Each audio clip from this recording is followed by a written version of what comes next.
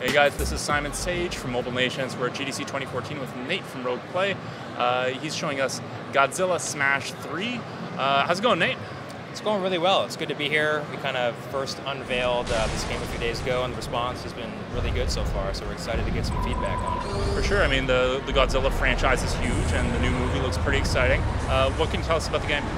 We wanted to make this game really as destructive and just gorgeous to look at as possible, kind of capture just the incredible force of Godzilla that fans want to be able to control, but kind of marry that with a game concept that's as accessible and works for mobile and is as simple as possible. So the end result is kind of a fusion of what you might remember from older Godzilla games back on the PlayStation 2 and Xbox, in terms of there's a big 3D Godzilla kind of tearing up enemies and marching through cities, but with an easy to control interface, basically built on match 3 puzzle mechanics that you're going to use to match certain tiles and cause Godzilla to attack or heal or build up his certain attacks. For sure. It's pretty interesting to see, pretty basic matchup game mechanics added together with these really nice 3D graphics. What was the end goal there? I mean, do you want people who are really into the Godzilla movie into it? Do you want casual gamers playing it?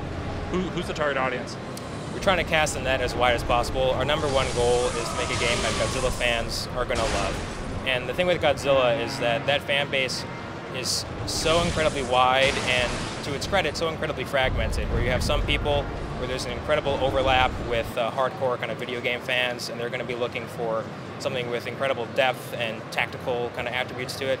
And then you have kind of the average, guy who sees a Godzilla trailer and thinks it looks incredible and just wants to jump in and play around and blow stuff up. And we're kind of trying to marry the visuals and the depth with a simple control scheme that gets both going if we can. Nice. So, I mean, we played a little bit, but there are a ton of power-ups too. There's actually a lot of strategy involved with this. What can you tell us about the kind of deeper gameplay elements in here? Sure. So as the player progresses through the game, you're going to start off with your basics. Just get Godzilla to attack, heal up, something that I think a lot of players are going to be really familiar with. But as you move through, what's unique about Godzilla Smash 3 is that the enemies that you encounter kind of in the 3D game space are going to have an effect on the actual puzzle board below. Where, as you saw in your little session there, certain enemy types will cause tiles to start on fire and eventually make them kind of useless for you. Certain enemy types will cause tiles to become little spiky mines that Godzilla will be damaged by if the players can clear them out. So it's kind of that marriage between the top screen and the bottom screen that we think kind of makes this game stand apart and gives it its depth. Sure. There's also this atomic energy blast. I mean, that plays a pretty big role, right? Right, that's something that we're not quite ready to show, but we do love kind of teasing that out for people, that they're going to be able to kind of unleash that signature thing from Godzilla. And that's a core mechanic we want players to kind of feel on the first session that they jump in. They can really unleash the full power of Godzilla, and I think it's going to be a fun thing for people to play with. For sure. How about in terms of progression? I mean, do you have skills? Do you level up, anything like that? It's another thing that we're kind of proud of with this game is that it's not just about moving through, using boosts to kind of sneak by and having friends help you kind of get through the game, which we've kind of all implemented in there.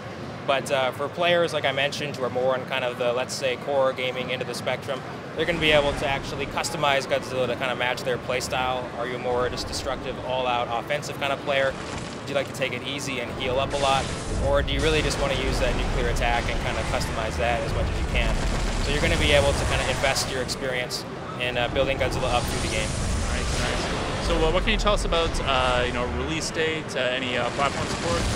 We're going to be iOS and Android, iPhone, iPod, iPad, and all that supported Android devices day one. And we're targeting the same day as the film, May 16th. Oh, nice. Okay. Well, that sounds awesome. I'll be sure to check it out after I've seen the movie, of course, and I'm in the properly destructive mood. Guys, we're at GDC 2014. Lots more mobile games coming up. Check it out.